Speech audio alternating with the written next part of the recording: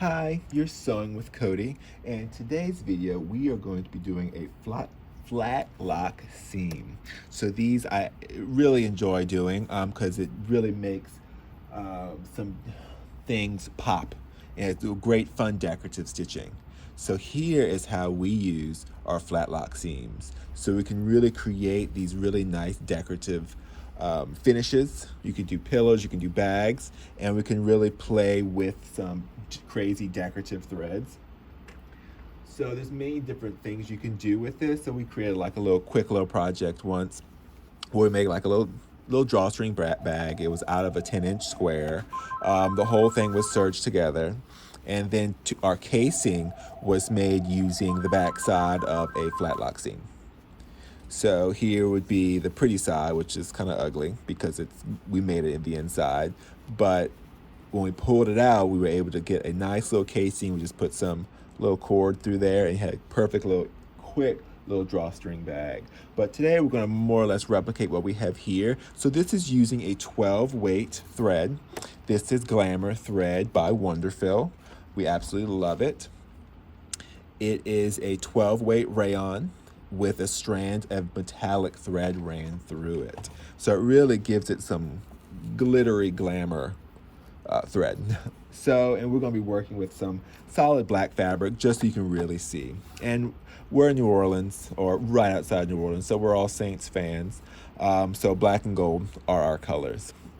So what we're going to do, I've already taken out the upper looper thread. You could have definitely tied it off, but I just pulled it out just shortly ago. And we're going to thread whatever your decorative thread you're using, you're going to use it in your upper looper. So one thing to remember with an overlocker, unlike a regular sewing machine like this overlocker BERNINA L460, is with our upper and lower looper, we can put much heavier weight of thread through them, more heavier than you could typically fit through a normal sewing machine needle.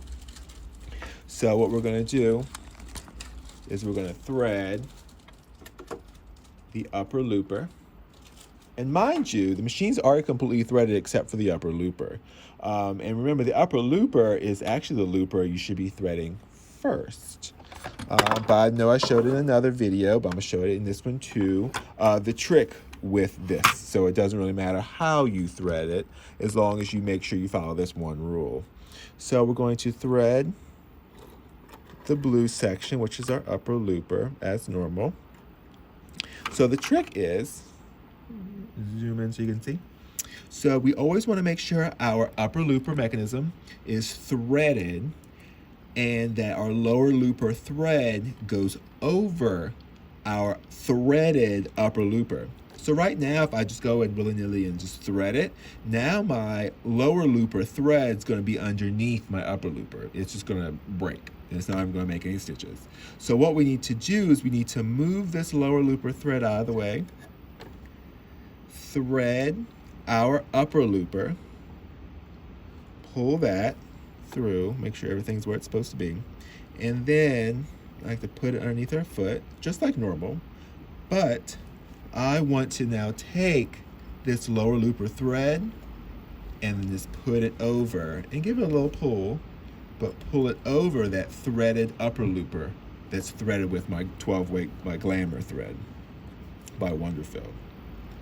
And then that's it.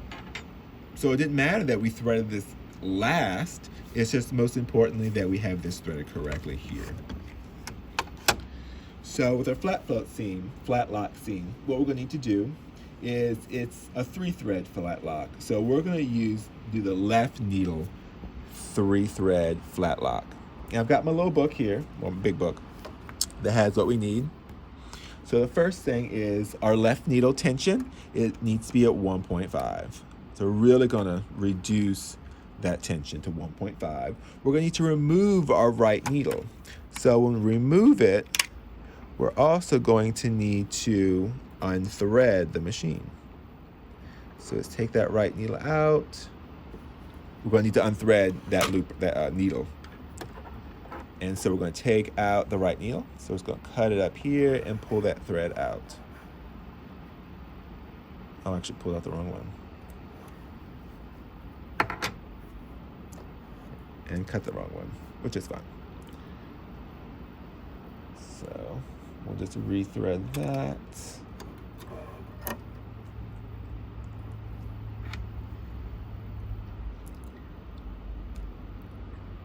So we've got our left needle at 1.5, our right needle removed. Our upper looper needs to be at about 3.5. And we may have to adjust it because we are using thicker thread. And our lower looper is going to be at a 7. It's going to be quite high. The rolled hem selection lever is going to be pushed forward, engaged. The cutting width at about 6.5, which is pretty much where we're at. Stitch length at 2.5, which is where we're at over on the side, and differential feeds at 1. And the differential feeds is going to vary with whatever fabric you're working with. So let's see what we need to do. So what we're going to do is we're going to take our fabric. So we've got 2 layers. But in the case of with the bag, I just had one big piece, and I measured maybe like 2.5 inches, and I drew a line, and that's where I folded.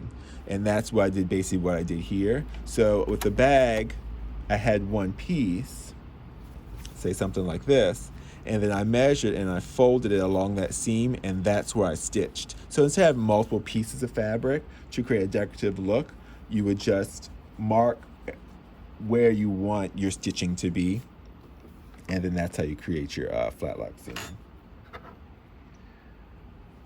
So we've got 2 pieces of fabric. We're going to feed them in. Let's see what we get.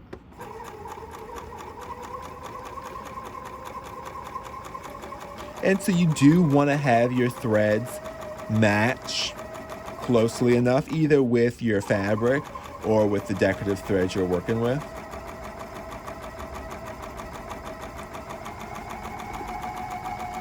So let's see.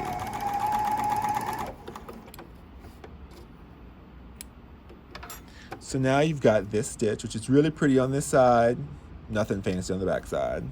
So the trick here is we're going to pull them apart. So now look how flat it lays, which is why it's called a flatlock seam. Look how beautiful this looks. Gosh. Like, even with having white thread and cream thread, you really can't tell because it blends in with the stitching quite well. But also, if we would have had it black, it would have blended in with the fabric. But so here's what the back looks like. But here's what the front looks like. Super, super gorgeous. So now what we could do, we could fold this in half. So let's fold this in half and stitch this down.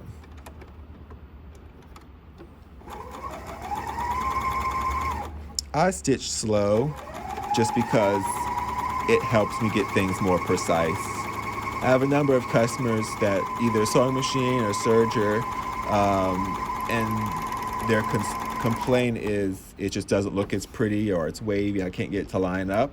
And then I watch them sew, and they're sewing at 900 to 1,000 stitches a minute. They're sewing as fast as the machine can go. Well, you can't get precision like that because it's just going too fast and it's feeding too quickly. It just doesn't come out as pretty. But look, so you can really get some beautiful stitches. And that's what's so wonderful about overlockers, is that you can really use heavier weight threads that you just can't use on a sewing machine unless you're doing bobbin work. All right, well, that's my video with the Flatlock, the 3-thread Flatlock seam, left needle, on the BERNINA L460. This also applies completely to the BERNINA L450. All right, happy sewing.